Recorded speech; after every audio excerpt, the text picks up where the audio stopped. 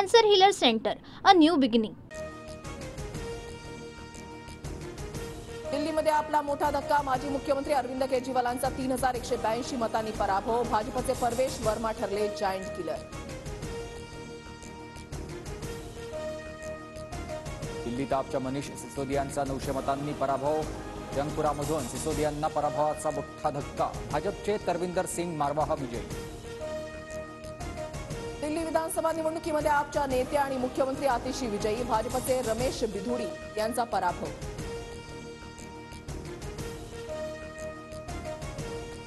27 वर्षांनंतर देशाच्या राजधानीत भाजपचं कमळ फुललं. मोदींच्या उदयानंतर दिल्ली विधानसभेची सत्ता पहिल्यांदाच भाजपकडे. गेल्या वेळच्या 8 जागांवरून यंदा भाजपची 47 जागांवर मुसंडी.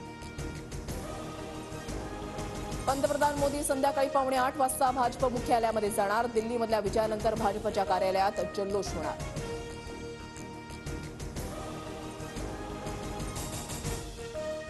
दिल्लीतून आम आदमी पार्टीला झटका. 12 वर्षांपासूनचा केजरीवालांचा अवैध गड भाजपनं भेदला.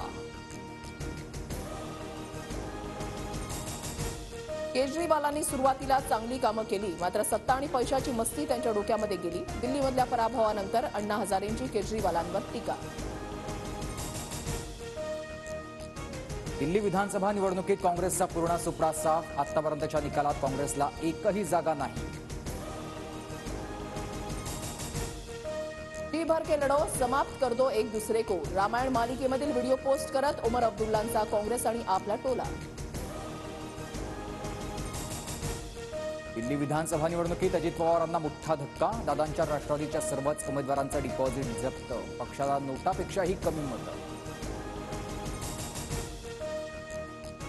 विरोधी पक्षाच्या नेत्यांना जेलमध्ये टाकून विजय मिळवणं हा भाजपचा फॉर्म्युला. दिल्लीमध्ये प्रमुख नेत्यांनाही जेलमध्ये टाकलं गेलं. भाजपच्या विजयावर राऊतांची टीका. 2019च्या विधानसभा निवडणुकीत शरद पवार उद्धव ठाकरेंमध्ये एकमेकांना मदत करण्याचं ठरलं होतं. फडणवीसांचा गौप्यस्फोट. उपमुख्यमंत्री एकनाथ शिंदेंची मध्यरात्री दिल्ली वारी. शिंदेंनी दिल्लीमध्ये अमित शहांची भेट घेतल्याची शक्यता. सूत्रांची माहिती.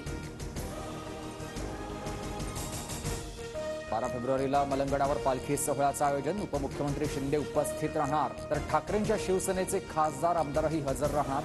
दोन्ही शिवसेनेचे नेते आमने सामने येण्याची शक्यता.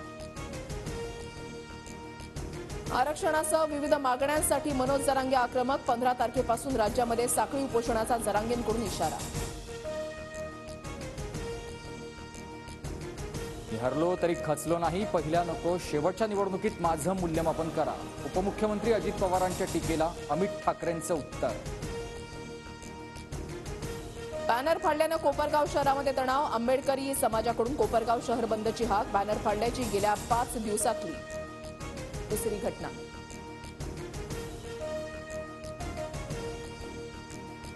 विविध अभियांत्रिकी आणि देखभालीच्या कामांसाठी मुंबईतील तिन्ही मार्गांवर उद्या मेगा ब्लॉक. पश्चिम रेल्वेवर आज 13 तासांचा रात्रकालीन, तर मध्य रेल्वेवर उद्या दिवसकालीन block.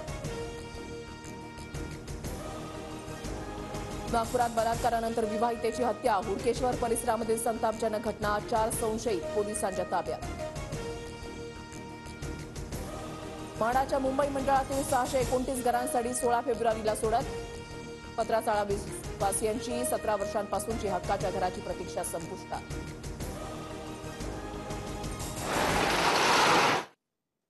Cancer Healer Center, a new beginning.